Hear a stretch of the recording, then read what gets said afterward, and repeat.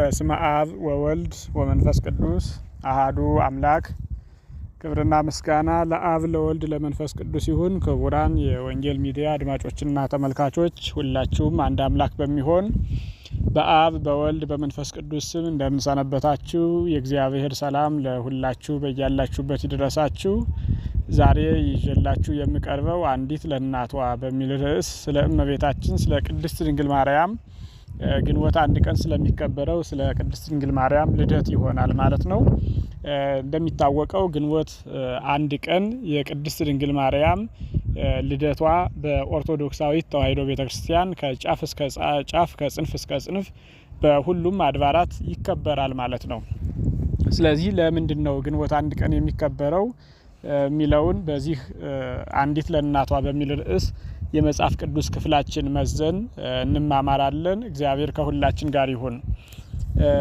አንዲት ለእናቷ የሚለውን ስናይ ቃሉ በቀጥታ የምናገኘው በመኃልየ መኃልይ ዘሰሎሞን ምዕራፍ 6 ከቁጥር 9 ላይ ነቢዩ ሰሎሞን እንደዚህ ጽፎት እናገኘዋለን። ሰሎሞን ነቢዩ ይባላል፣ ጥበበኛው ይባላል፣ ባለምሳሌው ይባላል።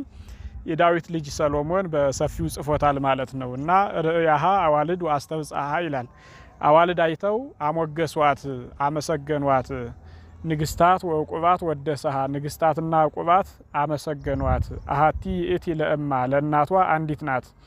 ወኅሪት ይእቲ ለእንተ ወለደታ፣ ለወለደቻትም የተመረጠች ናት በማለት ጽፎ እናገኘዋለን።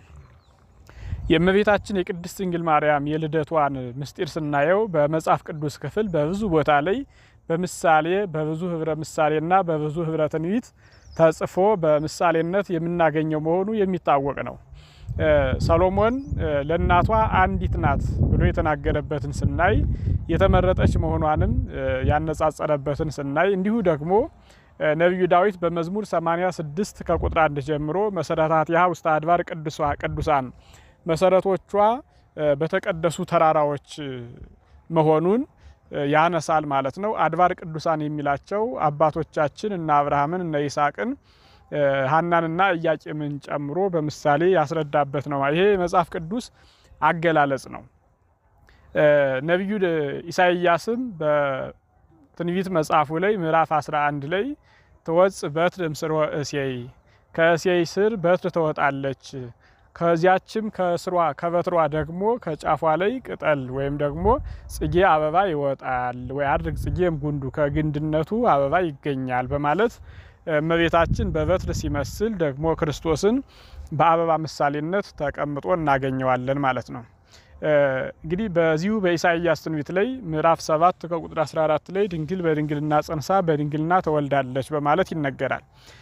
ግንቦት አንድ ቀን የምናከብረው ግን ድንግልን በድንግልና ጸንሳ በድንግልና ስለወለደችው እናት ስለ ቅድስት ድንግል ማርያም መወለድ ነው ማለት ነው የምናነሳው። ይቺ ድንግል በዮሐንስ ራእይ እንደሚታወቀው ምዕራፍ 12 ላይ ፀሐይን የተጎናጸፈች ጨረቃን የተጫማች 12ቱ ከዋክብት አክሊል የሆኑላት በማለት ሲያነሳት እናገኛለን። እንደዚህ አይነት ምሳሌዎች በጣም ብዙ ናቸው። እንግዲህ ይቺ ሴት ኃያል ወልድን የወለደች ቅድመ ልደተ ክርስቶስ 15 ዓመት ቀድማ ማለት ነው። ክርስቶስ ሊወለድ ወደዚች ምድር ሊመጣ 15 ዓመት ሲቀረው ቀድማ ስለተወለደችው ልደት ነው። ከብሉይ ኪዳን 15 ዓመታትን ታመጣለች ማለት ነው። እመቤታችን ቅድስት ድንግል ማርያም ከመወለዷ በፊት የአዳም የቃል ኪዳንንም ምሳሌነት እናሳያለን። እግዚአብሔር አዳም ዕፀ በለስን በልቶ በወደቀ ጊዜ ዕፀ በለስን በልቶ ሲሰወር አዳም ሆይ የት ነህ ብሎት ነበር።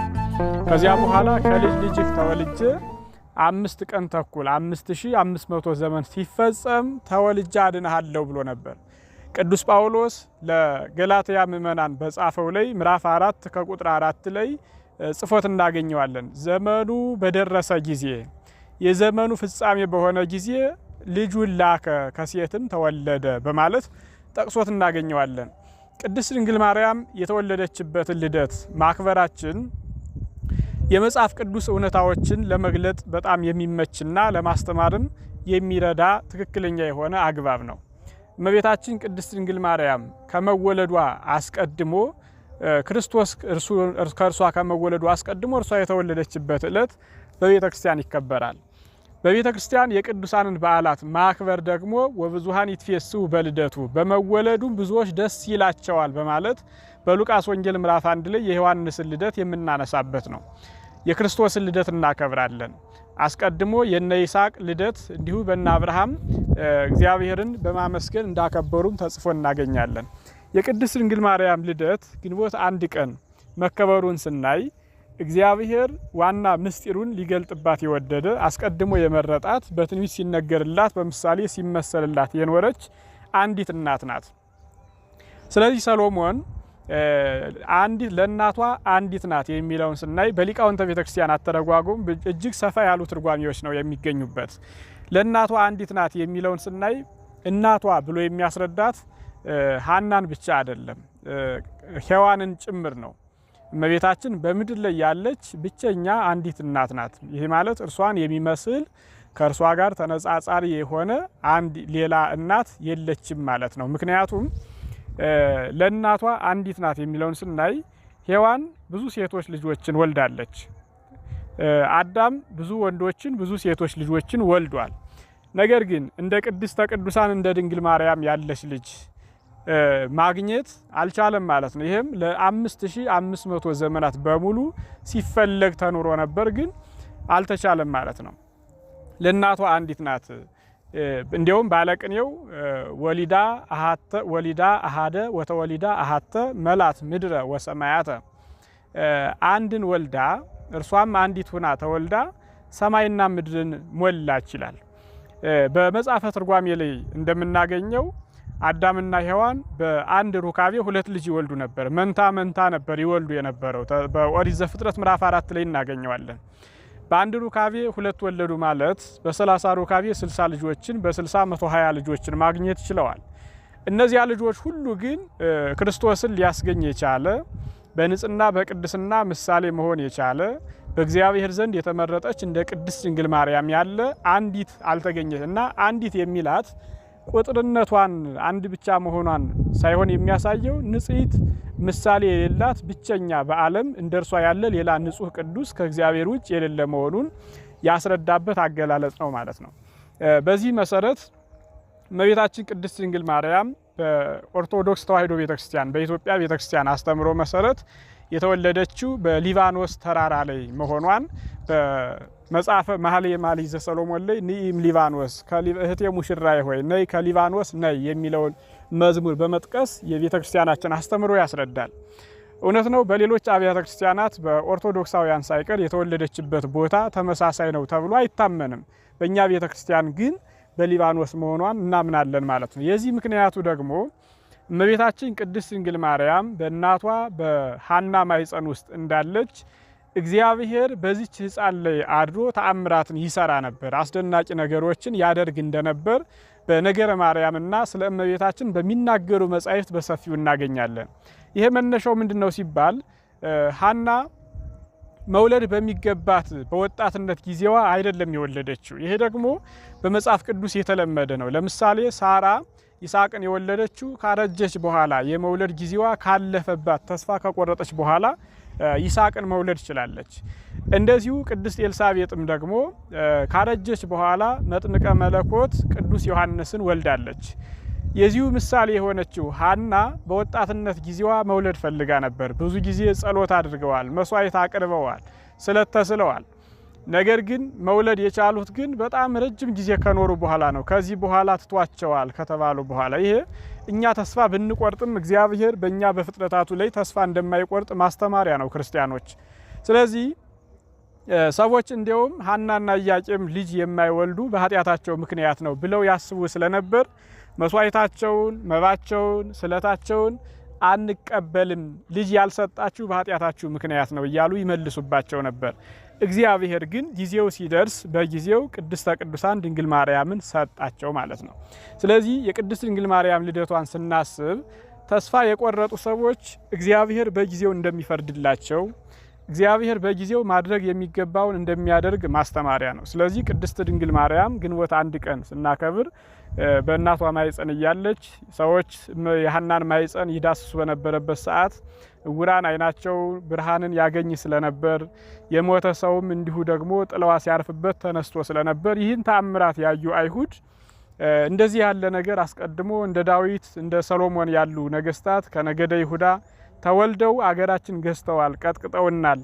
አሁን ደግሞ የሚወለደው ምን ይሆን? ስለዚህ እነርሱን በድንጋይ ወግረን በእሳት አቃጥለን ማስወገድ አለብን ብለው በጠላትነት ተነሱባቸው ይላል።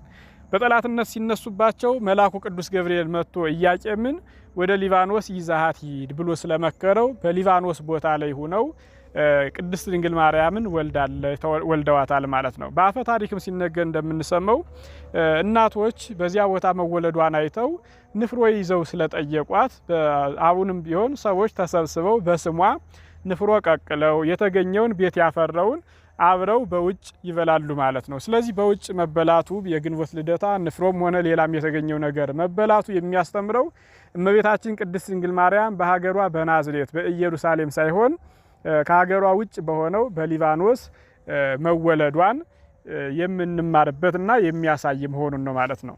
ስለዚህ ግንቦት ልደታን ስናስብ አንደኛ እግዚአብሔር ዓለምን ሊያድን ጊዜው የደረሰ መሆኑን የድህነት የመስጢረ ድህነት ምስጢር አንዱ መሰረት የተጣለበት ዕለት ነው ማለት ነው። የአዳም ተስፋ እየደረሰ መሆኑን የሚያስተምር ነው ማለት ነው። እኛም ቅድስተ ቅዱሳን ድንግል ማርያምን ልደቷን ልደትሽ ልደታችን ነው፣ አንቺ በመወለድሽ ብርሃናዊ የሆነው ክርስቶስ ኢየሱስ ክርስቶስ ለመወለዱ ዋናዋ ነሽ፣ ስለዚህ ቅድስት ድንግል ማርያም ሆይ እንኳን ተወለድሽልን እያል ግንቦት አንድ ቀን ልደቷን እናከብራለን ማለት ነው። ቤተ ክርስቲያን ዮም ፍስሐ ኮነ በእንተ ልደታ ለማርያም የድንግል ማርያም በድንግል ማርያም መወለድ ምክንያት ዛሬ ታላቅ ደስታ ሆነ በማለት ብስራቷን ትናገራለች ማለት ነው። ስለዚህ ቅድስተ ቅዱሳን ድንግል ማርያም የተወለደችበትን ቀን በማይሌት በቅዳሴ ታቦት በማውጣትና ክብረ በዓሉን በዚህ አይነት መጠን አብሮ በመብላት አብሮ በመጠጣት ጭምር የሚከበር ታላቅ በዓል ነው። እንኳን አደረሳችሁ። በሌላ መርሐ ግብር እስከምንገናኝ ድረስ ሰላም እግዚአብሔር ከሁላችን ጋር ይሁን። ሰላም ሁኑ።